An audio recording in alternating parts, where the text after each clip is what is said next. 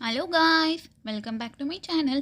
இன்றைக்கி நம்ம சேனலில் ரொம்பவே புதுசாக ஒரு சைட் டிஷ் ரெசிபி பார்க்க போகிறோம். வாங்க வீடியோக்குள்ளே போகலாம். அதுக்கு முன்னாடி நம்ம சேனலை மறக்காமல் சப்ஸ்கிரைப் பண்ணிடுங்க. பக்கத்தில் இருக்க பெல் ஐக்கானையும் தட்டி விட்டுருங்க. மேலும் வீடியோஸ் கூட மோட்டிவேட்டிங்காக இருக்கும். ஃபஸ்ட்டு இதுக்கு தேவையான இன்க்ரீடியன்ஸ் எல்லாம் பார்த்துடலாம். 2 மீடியம் சைஸ் கேரட்டை தோல் சீவிட்டு குட்டி குட்டியோன்னு சாப் பண்ணி எடுத்திருக்கேன். பீன்ஸை ஒரு 10லேருந்து 20 பீன்ஸை குட்டி குட்டியோன்னு கட் பண்ணி எடுத்துக்கலாம். அரை தக்காளியை கட் பண்ணி எடுத்துக்கலாம். ஒரு மீடியம் சைஸ் வெங்காயத்தை சின்னதாக நறுக்கி எடுத்துக்கலாம். இது கூட 1/4 கப் அளவுக்கு மூங் தால் பாசிப்பருப்பு எடுத்துக்கலாம். 2 பத்த அளவுக்கு தேங்காய் சின்னதாக நறுக்கி எடுத்துக்கிட்டாச்சு. 4 பல்லு பூண்டு, கொஞ்சமாக கருவேப்பிலை, காரத்துக்கு பச்சை மிளகாய் 3 சேர்த்துருக்கேன். ஒரு காஞ்ச மிளகாய் தாளிப்புக்கு, கொஞ்சமாக கொத்தமல்லி. ஒரு ப்ரெஷர் குக்கர் எடுத்துக்கலாம். ஃபஸ்ட்டு அரைஞ்சி வச்சுருந்த கேரட், பீன்ஸு, பாசிப்பருப்பு இது எல்லாத்தையும் சேர்த்துடலாம். 1/4 கப் பாசிப்பருப்பே கரெக்டாக இருக்கும். இது எல்லாத்தையும் சேர்த்துட்டு இப்போ நல்லா வாஷ் பண்ணி எடுத்துகிட்டு வந்துடலாம். ஒரு 2-3 முறை நல்லா வாஷ் பண்ணி தண்ணி எடுத்துகிட்டு எடுத்துகிட்டு வந்தாச்சு பாருங்கள். இது கூட அரைஞ்சி வச்சுருந்த பாதி தக்காளியை சேர்த்துடலாம். 4 பல்லு பூண்டு, 1/4 டீஸ்பூன் அளவுக்கு மஞ்சள் தூள், எல்லா இன்க்ரீடியன்ஸும் சேர்த்தாச்சு. தண்ணி வேக வைக்க 1.5 கிளாஸ் அளவுக்கு சேர்த்துக்கலாம். இதுவே போதுமான அளவுக்கு இருக்கும். தண்ணி சேர்த்துட்டு ஃபஸ்ட்டே வேணும்னா உப்பு சேர்த்துக்கோங்க. இப்போ லிட் போட்டு க்ளோஸ் பண்ணிவிட்டு கரெக்டாக 2 விசில் வர வரைக்கும் வெயிட் பண்ணலாம்.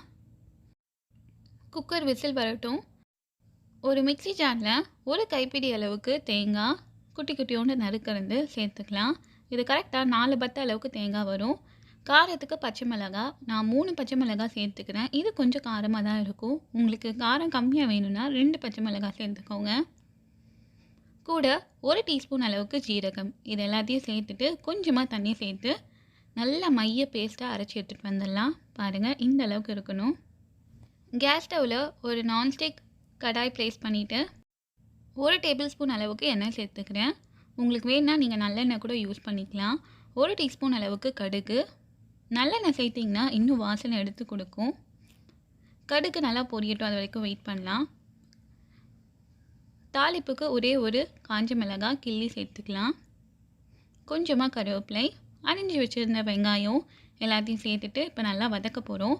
வெங்காயம் நல்லா கண்ணாடி பதம் வர வரைக்கும் வதக்கி விட்டுடலாம். வெங்காயம் கண்ணாடி பதம் வந்தாச்சு. குக்கரில் வச்சுருந்து எல்லாமே நல்லா வெந்து வந்திருக்கு. இது ப்ரெஷரும் குறைஞ்சிட்டக்கப்புறம் இது எல்லாத்தையும் சேர்த்துடலாம். சேர்த்துட்டு இதுக்கு தேவையான அளவுக்கு உப்பு சேர்த்துடலாம். 1 ஸ்பூன் அளவுக்கு உப்பு சேர்த்துருந்தேன். அதுவே கரெக்டாக இருந்தது இந்த டிஷ்ஷுக்கு. உப்பு சேர்த்துட்டு ஒரு முறை கலந்து விட்டுடலாம். கலந்து விட்டுட்டு அரைச்சி வச்சுருந்த தேங்காய் பேஸ்ட்டை இதில் சேர்த்துடலாம். தேங்காய் பேஸ்ட்டை சேர்த்துட்டு நல்லா கலரி விட போகிறோம். தொடர்ந்து ஒரு நிமிஷமாவது நல்லா கலரி விட்டுடலாம். நல்லா கலந்தாச்சு. இப்போ லிட் போட்டு க்ளோஸ் பண்ணிடலாம். 2லேருந்து 4 நிமிஷம் லோ ஃப்ளேமில் வச்சிடலாம். ஒரு 4 நிமிஷம் கழித்து எடுத்து பார்க்குறேன். பாருங்கள், நல்லா கொதிச்சு வந்திருக்கு. பச்சை வாசனைலாம் போயாச்சு. ஃபினிஷிங் டச் கொஞ்சமாக கொத்தமல்லி மட்டும் சேர்த்துட்டு ஒரு முறை கலந்து விட்டுடலாம். ரொம்பவே சுவையான கேரட் பீன்ஸ் கூட்டு ரெடி ஆகிடுச்சு.